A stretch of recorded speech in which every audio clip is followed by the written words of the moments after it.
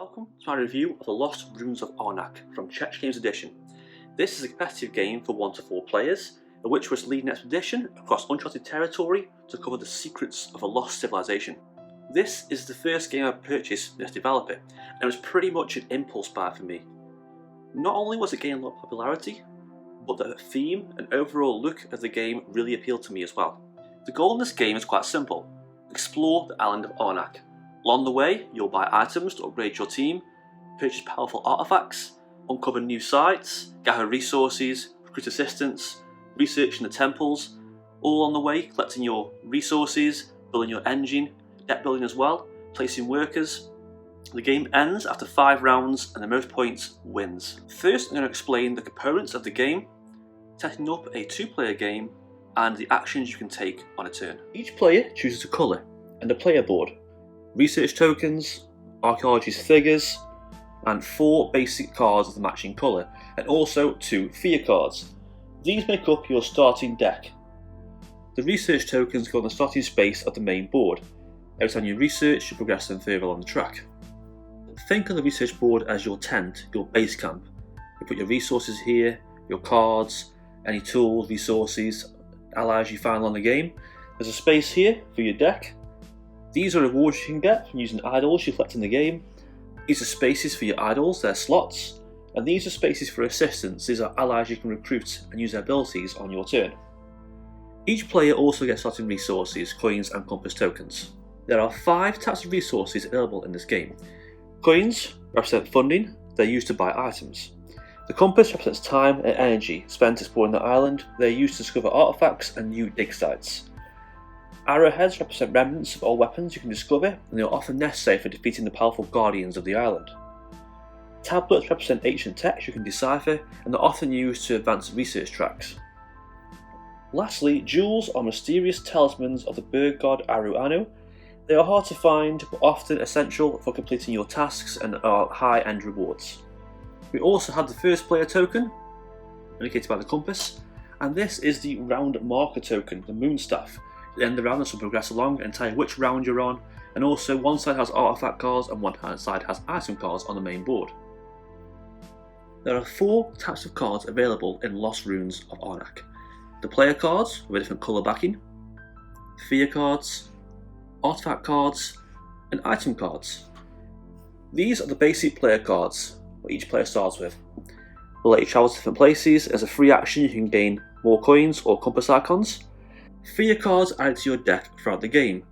This can occur when you return one of your figures from a site of a guardian, or from various other rewards for other activities.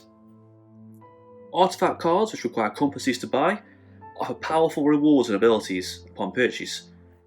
Item cards are brought using coins, add to your deck and offer certain various effects. Throughout the game, you'll be collecting item cards and artifact cards, adding them to your deck and making your deck stronger. The more item and artifacts you have, the less of these cards you have, the better you'll be. Now, fear cards aren't all that bad. They do affect your score at the end of the game, but you can also use them to travel, with the icon up here. Having less of them in your deck is better than more, but it's not the end of the world if you get quite a few fear cards throughout playing this game. Also in this game are idol tokens, which are placed down on dig sites. When you investigate a site and uncover it, you take the idol tokens, get a reward on there. For instance, this one will be coins. You get more points towards the end of the game, victory points. You can also use these on your player board to have more abilities later on in the game. These are the research token bonus tiles. When you research far enough into the game by spending your resources, eventually you can pay more resources to achieve these tiles. These grant you extra end of game reward points depending on which ones you manage to achieve. These are research bonus tiles that are placed down the research track. First place to progress so far and hit this point will get the reward printed on the back of the card. This one here, for instance, gives you 1 tablet token. This one here lets you draw an extra card, which is always good in this game. Next up we have the assistant tiles. These are placed in the research track. When you progress so far, you can acquire one onto your team. You have a slot for 2 research assistants, so once you have 2 you can't get any more. And so as a free action, this token here lets you gain a coin or a travel icon down here. Also, they are double-sided, an upgraded version on the back. As you can see here, once I get so far on the research track, I can upgrade my assistants And now instead of giving me 1 coin or 1 travel icon, she'll give me 2 coins and 2 travel icons. Next we have the dig site tokens. Now there's level 1 and level 2 dig site tokens, indicated by a number on the back of the card. Level 1 are more basic, more simple, level 2 a little harder. When you discover a new site, you'll take a token from the pile, place it down, and uncover a new area. Instantly getting the rewards, so that means draw a card and gain an arrowhead. And also, you also get to put down one of the island's dangerous guardian tiles on top. You still get the rewards, but that guardian will be there for the rest of the game. As an action, you can overcome the guardian by performing the actions, spending the resources. You can get the guardian's reward, you get extra victory points, and you can also use the guardian's free ability up here. It's important to note that anything in this game with a little line bolt symbol is a free action. Now you may have any number of free actions on your turn and only 1 main action, so more free actions, the better it's going to be for you. Once your board's on the table, first of all, assemble your card row. There's a space here for artifact cards, a space here for fear cards, and a space here for item cards. Take each pile of cards, shuffle them, and place them face down in the appropriate slot. Fear cards are kept face up because all fear cards are the same. Next up, take the moonstaff, place it under round 1. This will progress to the right along each round, get to round 5, the game is over. Next up, deal 1 artifact card to the left of the moonstaff, and then 5 more item cards from this pile onto the right. Next up, take the idle tiles and place 1 on each level 1 site, face up, and place 1 face up, 1 face down each level 2 site. These are used because when you go to level 2 sites you get more rewards, but they are a lot harder. Next up is the blocking tiles. These are used to block off certain spaces on these 3 sites down here.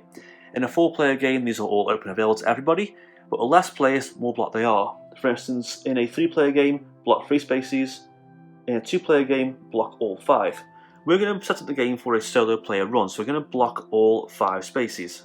Place it down on the extra icon down here, face down like so. Next, we shuffle the research tiles and place each one randomly on the spaces on the research track down here. When we progress so far on the research track, we will claim the rewards. Note out that on some of these research tracks there's a little icon indicating how many players there should be. For instance, this one here says a 4-player game, so in my game I won't fill this tile with anything, it'll be blank. And lastly, place the Lost Temple bonus stack icons up here, depending on the number of players there are. So we've got 2 players, there's 3 sets of 2 for the bronze 2-point tiles, 2 sets of 2 for the silver 6-point tiles, and 1 set of 2 of the 11-point gold tiles at the top up here.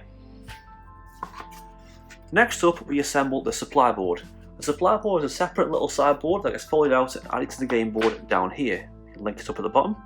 It has spaces for all the resource icons, so spaces for your tablets, your coins, your compasses, your arrowheads, and your jewel tokens. Also, it has spaces for your level 1 sites, your guardians, your level 2 sites, and also spaces for all of the assistant tiles and the research token tiles down here. So here we have a full board set up for 2 players. So what actions can you take on your turn? You can take 1 main action on your turn. You can dig at a site, discover a new site, overcome a guardian, buy a card, play a card, research, or pass. Now it might seem overwhelming at first, and to be honest it does for me when I first play this game. There's a lot on the board here, loads of tiles, loads of options, loads of tokens and cards, and it can be a little bit intimidating. But it's actually quite a simple game, and once you get past the idea the actions are actually really easy and can be resolved quite quickly, you get to the point where you have so many options you don't know what to do, and it makes it quite fun because there's a lot of challenge and replayability. Let's discuss the actions in detail. So first let's look at dig at a site. What this means is you're going to place one of your archaeologist figures on an available site. Now an available site is any of the 3 ones down here. These are already unlocked, or if any site tiles have been flipped over and placed, you can go there instead, as long as the slot is free down here. To go to a site, first you must pay its travel cost. Now travel cost is indicated down here on the board, so these ones all require 1 of the simple foot travel icons. To go to here, you're going to need to pay 1 of these icons down here, sort of car icon and the boat icon, and to get further up in the level 2 sites you're going to pay 2 of each travel icon to get there. To pay for travel icon costs, you need cards in your hand with matching icons. So for instance, down here, I could use a Via card to pay for travel cost to send my archaeologist down here.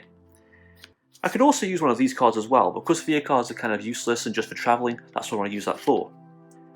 If I wanted to go to one of these sites, bear in mind it all have to be unlocked. Say this site was unlocked, I want to go to there, I'd have to pay this icon down here, in which case I have to pay and use up one of these cards. You can only use the card for this value, I couldn't use that and that at the same time. It's important to know that there's a travel hierarchy in the game. You can always pay a cost by spending the higher travel value. For instance, this icon, the plane icon, can be used to travel anywhere. It counts for any of these or any of these. These icons can also be used to travel to places down here, but you cannot use these icons to travel to places up here. It has to be a hierarchy going down in order of the most powerful travel option. Obviously the plane can go the furthest. When you send your archaeologists, you pay the cost to the site, you immediately gain the site rewards. So if I want to use some compass tokens or some coins, I pay a travel cost, one of these icons, and send my figure down to here. I gain 2 tokens from a supply, or if I went to here, I gain 2 coins. I can go here to gain 2 tablet tokens, go here to gain an arrowhead, and go here to get rid of a card to gain a jewel token. You can always spend 2 coins to generate a plane which can be used to pay for any travel icon. You can basically pay 2 coins to instantly generate sort of imaginary plane icon travel anywhere you want. So if we're struggling for cards to travel to somewhere, you want to go to here or even up here, you can pay 2 coins to instantly just temporarily generate a plane travel icon. Next action is discovering a new site. This can be really exciting and quite scary too. You're going to be doing a similar kind of action as this, sending your little figure out on a journey to one of these sites. Now bear in mind, not only have you got to pay the travel cost of the sites, but you're also going to have to pay the compass icons down here. These compass icons represent time and energy spent to explore, so obviously these small sites down here are going to cost 3 compass, just a bit of time, but to get to the more far away and exotic locations is going to cost more compass tokens and more time. So if I want to travel down here, say I wanted to go to this one down here randomly, I have to pay 3 of these for my supply, 3 compass tokens, and the travel icon. Once I got there, you immediately take this icon, the tile. You gain the rewards, so 1 coin, and you place it down on your player board. And then later on in the game, as a free action, you can assign one of these to one of your temporarily idle slots in the top up here. Once assigned, it will stay there for the rest of the game. You'll still gain points, and you'll also get to use one of the abilities listed down here. So as a free action during my turn, if I have one of these tile icons down here, I can move it to one of my free slots, and I could turn a coin into a jewel, gain an arrowhead, gain 2 tablets, gain a coin and a compass, or draw a card. Once all 4 have been used up, you cannot use this anymore. Any unused icon slots will generate extra points at the end of the game, so if you didn't use any of these, you get extra points at the end of the game. After you've removed the idle tile, take the matching level 1 or level 2 site tile from the face down pile and place it face up in the slot. Immediately gain the rewards on the tile, so I immediately gain 1 coin and 2 tablets straight away. But also, not all the sites here are all happy and nice and gentle and it's just going to be an easy trip for you. They're going to have nasty, powerful guardians protecting the sites. Think of these as mythical monsters that guard the sites you're trying to explore. You'll take one of the top-down guardian tile tokens, flip it over, and place it over this tile. You'll still get the rewards place it's listed down here, but now you have a guardian in place. The guardian will stay there to the end of the game until someone tries to defeat it by a certain effect. The guardians aren't too bad. They do add fear cards to your hand, but only at the end of the round. At the end of the round, when you return one of your archaeologists from a site with a guardian, you draw and add 1 fear card to your hand. If you want to defeat the guardian, you must do the defeat a guardian action. To overcome a guardian, all you have to do is pay its cost listed down here. So to defeat this guardian, I have to pay 4 coins. For instance, this guardian here tells me I need to spend 1 travel icon and 1 jewel to defeat this guardian. When you defeat a guardian, place it next to your player board. It stays there for the rest of the game. At the end of the game, flip it over and you add the score to your file score for the game. Also, as a free action, each guardian has a little reward at the top up here and no extra ability you can use. Once they're used, they're flipped over and can't use the rest of the game. For instance, this one here allows you to trade tablets, arrowheads and jewels for different ones I need. This one here gives me an extra travel icon to use when I need to. So they are pretty handy. So defeating guardians, while not essential, is really good to get extra points, extra abilities, and basically increase your options for playing next turn. The next action is quite simple, buying a card. You can buy either an artifact or an item card from the face-up pile up here. Item cards cost coins, artifact cards cost compass tokens. When you buy a card, you pay the cost, take the card, place it at the bottom of your deck face down, and then refill the card row with a fresh card. When you buy an artifact, you place it face down in your play area, you immediately activate its effect, so this tells me that I'm going to draw a fear card and gain a jewel token. At the end of the round, when you shuffle your deck, if you want to use the effect again later on, you'll have to pay 1 tablet token. So for instance, so this means that buying the artifact, you get a free instant use. Playing it later on in the game, you have to pay a tablet to use it. And of course, with the item card, refill the card row. Next, let's discuss playing a card. This is also quite a simple action. The lineable symbol here is a free action, so I can play 2 of these, or even all 4 of these on my turn because they cost as free actions to gain the resources printed. I can also use cards at any point for these travel icons, but bear in mind when the card is used for travel icons, it is instantly placed down and discarded, and you won't get that effect printed on the card. Also, all cards have certain effects, so for instance, this revolver here tells me that when I play this card, I've got to spend a compass to overcome, defeat a guardian. This one tells me that as a free action, playing this card, I can generate a coin or a compass token. When cards are played, they're placed face down in your play area, and then in the round, they're shuffled and placed at the bottom of your deck. So the more cards you buy, the more newer, fresh, powerful cards you'll get as the game progresses. Else at the end of the game, the little number down here will be added up and add to your score towards the end of the game. Also, some cards let you exile cards. This means to take a card and remove it from the game completely, out of your discard pile, out of your play area, out of your hand. This is really helpful to get rid of those pesky fear cards that eventually don't really have much use anymore. You'll have more travel icons to use, and that -1 points down there, you don't want that in your game anymore. That'll affect your score at the end of the game. The last action we can take in Lost Ruins of Arnak is the research action. You'll take your tokens down here, your magnifying glass and your journal, and you'll progress them by paying resources up the research track, gaining rewards. Get to the top, you can then pay more resources to get extra tiles that give you extra points at the end of the game. To advance your research token, you must pay the research cost down here. Pay attention though, because you can never move your journal further ahead than your magnifying glass. So if both my tokens were here, I couldn't pay the resources to move this further up. This has to go first, it's just the way it works. This indicates obviously exploring, this is the research and writing it down. It kind of makes sense thematically. When you advance your icons, use these symbols down here to get the appropriate rewards. So for instance, if I move the magnifying glass up here, I paid 1 compass, 1 arrowhead, I gain 1 coin. If I move the journal up here, there's a silver research icon down here. You have to pick one of these top 3 research assistants and add them to my board. And the little slot indicated just here. Once you have 2 slots full, you can't gain any more. And then, as a free action, don't forget before, the free action, I can activate this card to generate the effects listed below. When you get to the 2 gold icons up here with your journal, you can then flip the card over, ready it up, and it's ready to use again, but this time you get stronger abilities of each assistant. The further up you go, the more rewards you get, not just from the tiles bit listed here, but also on the board. So for instance, I get 3 compass tokens here, I can defeat a guardian up here and draw a card. And also, if you don't make it to this temple, at the end of the game, depending where your tile is, you get extra victory points when the game finishes. Up here we have 4 slots with 4 scores, 23, 21, 20 and 19. Once you get to this far, you advance your magnifying glass. The first player to get there first puts his little card in the slot there, his little tile, and gets 23 points at the end of the game. And then also gets to take one of these face down tiles and add one to the hand and put one back. So I can either gain a compass or exile a card from my hand or play area. Then later on in the game, I can then spend resources to progress and get the research temple bonuses in the Lost Temple of Arnak.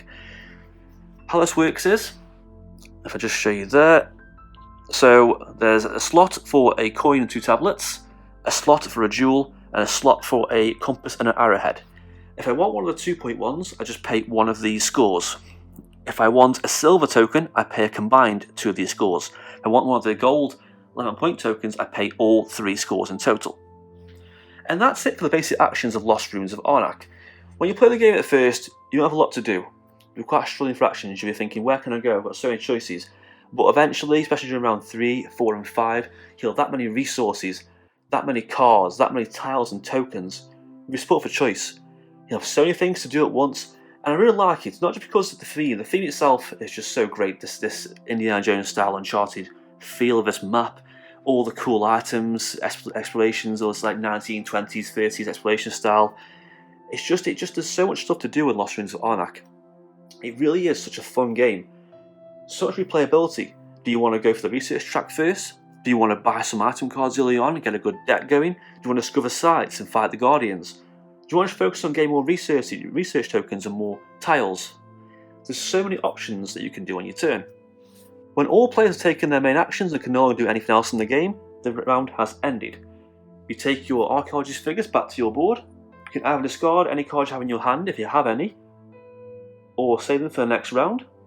Usually your hand is empty, but if you have any cards left, you can either discard them or save them for the next round. Gather all the cards in your play area that you've gathered and played, shuffle them and put them face down on the bottom of your deck. Refresh your assistant tiles, and then adjust this card row. How this works is, the moon staff moves along to the next round space. We exile these 2 cards to the left and right of the moon space.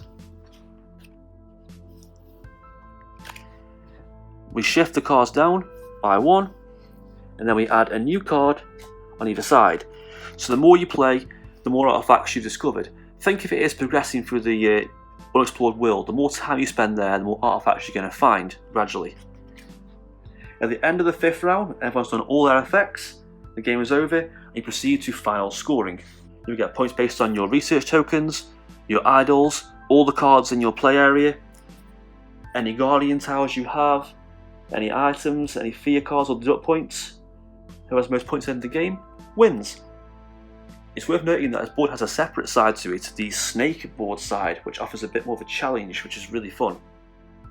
And one last thing, the game does have these other tiles down here. Now these are used for the solo game mode, and this game does have a really good solo way of playing. First, you take 5 of the plain, no coloured sided tile tokens, and then 5 more, to make a total of 10, from the green or red tiles. Now the red ones are the harder difficulty and the green ones are the easier. So if you want a more harder game, put in more red. On an easier game, put in more green. Once you have these, you'll place it face down up here. And how the game works out the opponent's turn is, flip a card over, and it tells you what to do. This tells me to send one of the opponent's figures to a site with a jewel icon, which will be down here. If this wasn't free, you go to an uncovered site if you could. If ever there's a difference in where to go, use the arrow here, left or right, to tell you which one to choose. The AI player will gather idols, discover sites, take cards from here out my way. Also they have spaces for guardian tiles, site tiles. At the end of the game, they'll add their score, compare a score to mine, and we'll see who wins. Final thoughts for Lost Ruins of Arnak. I love this game, it is fantastic. You can't help but draw the comparisons to Indiana Jones and Uncharted and Tomb Raider. I mean, when you've got cards like this, you can't just not deny that. This game is like a hybrid, a big Frankenstein mash of different elements of board games. There's deck building, worker placement, and resource management. One of the game's strongest elements is, despite the vast number of actions you can take on a turn, and this huge board and all these items that may seem overwhelming at first, there's no real right or wrong way to play this game. Whatever you do will progress your deck, will get you more points, will get you more resources, get your deck stronger.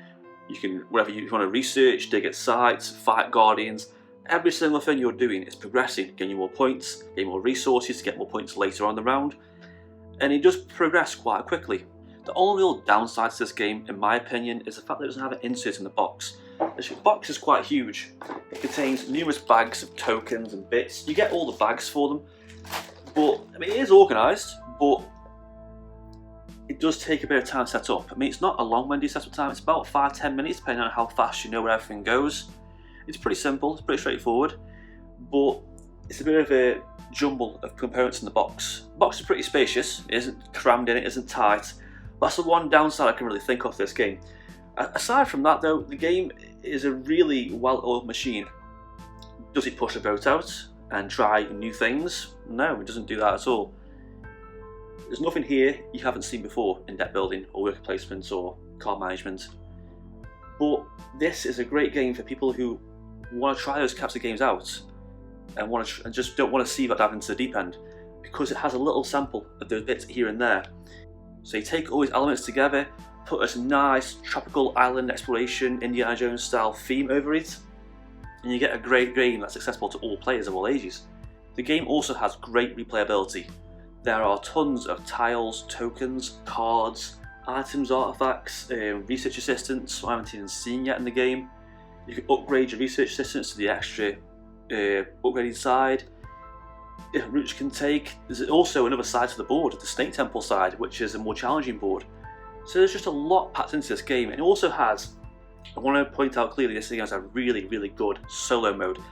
The solo mode in this game is one of the best I've seen. It's so easy to manage the AI players' cards and actions per turn. It's so simple, so customizable. To summarise, this game is a great big box full of all the elements of board games that we all know and love, the different elements of resource management and worker placement, all mashed together, and it just works. It shouldn't work. All these elements shouldn't work together at once, but they do. And despite it looking really intimidating, it is easy to learn, difficult to master. Easy to get into, sure, and get the points, start playing properly, but to get a high score, there's so many strategies and elements you can take, routes you can take. I can see this being in a 4-player game, especially with more players, being really fun to see who can get the most points in the game. We're only having 1 action per turn and a limited 3 actions. Each turn, although you have a lot of options and you can go around eventually, each turn you kind of feel on the spot. You kind of, what have I got to do? What's going to max us the points? What's going to stop my opponent from getting more points than me? I see a card there, I want to buy that card first. I don't want them getting that card, they're getting more points than me. Research track, that assistant, want that assistant, want that reward. So it's a game where you're constantly interacting with players, talking, seeing where you want to go, digging at sites. It's a game that's going to be really fun with more players. And the last point is the artwork in this game is stunning. It's all really great. This 1930s exploration, there's all temples, ancient tombs, forests, islands, all the tropes you can think of in this kind of game. There's all the weapons, the items, the map, compass, binoculars, flasks. The guardians are these really cool creatures, and there's just a ton of content in the box. And for the price, the value you get, it is definitely worth a purchase. I give this game a really high 9 out of 10. And that is it for my review of the Lost Ruins of Arnak. Let me know in the comments down below if you're going to get this game or you have this game, what do you think of it? Any questions about this game, let me know down below. If you want to see a solo playthrough, just let me know, I'm happy to do that as well. If you could leave a like and subscribe, I'd appreciate that, and thanks for watching.